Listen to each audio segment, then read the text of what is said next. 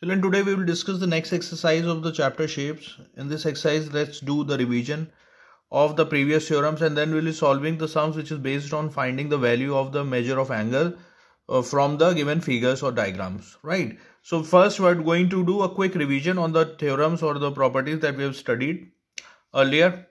Like angle formed at a straight line is always 180 degree. The measure of it will be, suppose two angles are there, so it will be these two angles. Suppose this is A and this is B, so the A plus B will be 180 degree and they are called supplementary angles. So at a straight line angle formed, it will be 180 degree.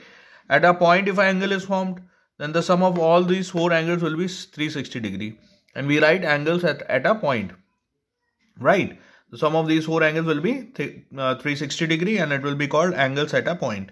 Suppose two lines are intersecting, we have discussed, and the opposite angles will be equal and they are called vertically opposite angles. So this angle is equal to this angle, and because vertically opposite angle, and these two are also vertically opposite angles. So there are two pairs of vertically opposite angles when two lines intersect each other. Let's talk about triangles. We know that the sum of interior angles of a triangle is always 180 degree. No matter which type of triangle it is, sum of interior angle of triangle always 180 degree. Suppose we say that this is the exterior angle and these are the interior angles of a triangle, then what will it be? Theorem says the exterior angle is equal to the sum of opposite interior angles. Suppose this is angle C, this is A and this is B, then the value of C will be always equals to A plus B, right? Because C is the exterior angle and the theorem says exterior angle is equals to the sum of opposite interior angles. Alright children. Now let's see another theorem. This is the theorem based on isosceles triangles. In isosceles triangles, two sides of the triangle are equal to each other. Alright. So we say that in a triangle, when the angles opposite to equal sides are always equal. In a triangle, the angles opposite to equal sides are equal. Alright, suppose these two sides are equal, then these two angles will be equal. So the converse of this theorem, we can say that when the two angles are equal, then the sides opposite to equal angles are equal in the triangle. Alright children, please note these important points.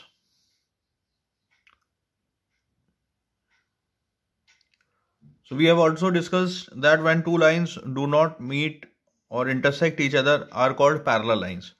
And suppose these two are parallel lines and this is a line which intersects the given two parallel lines, okay, forming 8 angles. You can see 8 angles are being formed, 1, 2, 3, 4, 4 at this point and 4 at this point. Now the sum of these 4 angles will be 360 and these 4 angles will be 360 degree. Alright, 1 and 3 are vertically opposite angle, 2 and 4 are vertically opposite angles, 6 and 8 are vertically opposite angles, and 5 and 7 are vertically opposite angles. The sum of 1 and 4 is 180 degree because they are formed at a straight line. Similarly, 2 and 3 are supplementary, 1 and 2 are supplementary, 3 and 4 are supplementary, right? So this way we can also calculate, same as for this one, 5 and 6 are supplementary, 6 and 7 are supplementary, because this is also a straight line, this is also a straight line, right? Now what we'll do, we'll discuss about corresponding and alternate angles.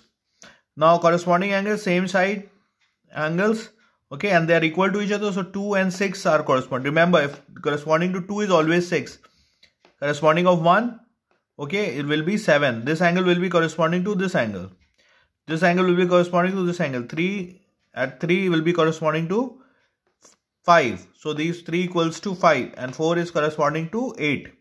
So there are 4 pairs of corresponding angles. Alternate angles.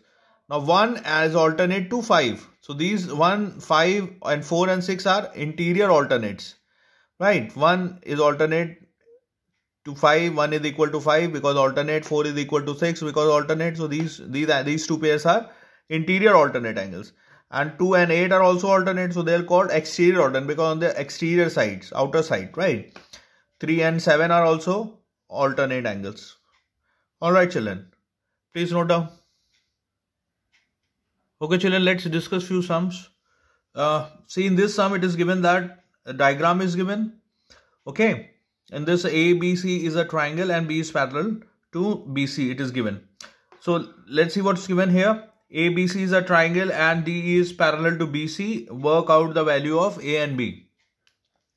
Now you can see that in the triangle there are three angles and the value of two angles are mentioned as 35 degree and 40 degree. Angle A is 35, angle E is 40. Angle D is not given, right? Angle D has value A, which we have to calculate. And DE and BC are parallel. They are given. Let's put this arrow, which means that they are parallel to each other. Okay. And here angle C, ECB we have to calculate, which is mentioned as B. Okay. Now if we say that in triangle ADE, the sum of interior angles of triangle is always 180 degree. We have discussed. Now there are three angles are A, 40 and 35. So the sum of A plus 35 plus 40, it will be always 180 degree. 35 plus 40 degree is 75 degree. So the value of A will be 180 minus 75 equals to 105 degree.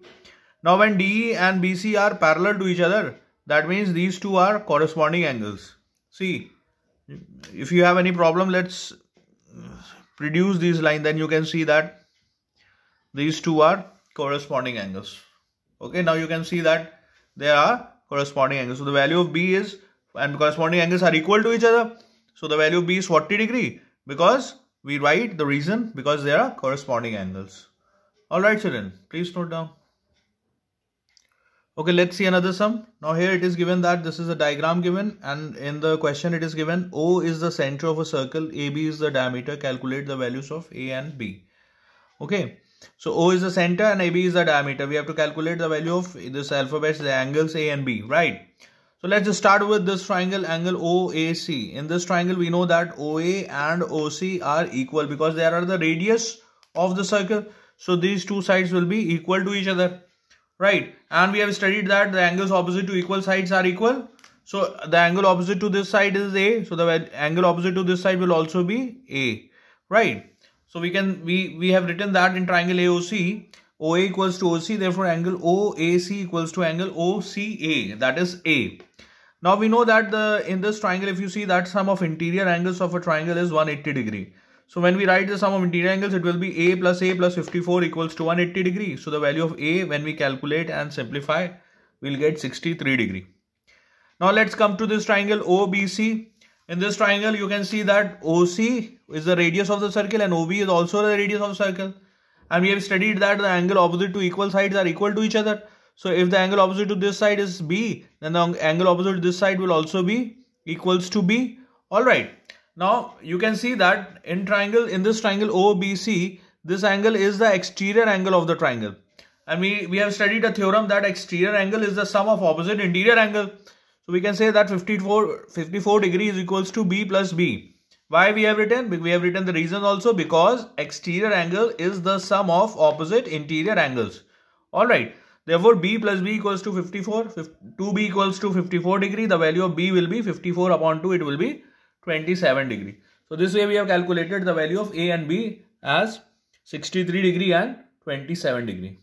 Alright children, please note down the solution.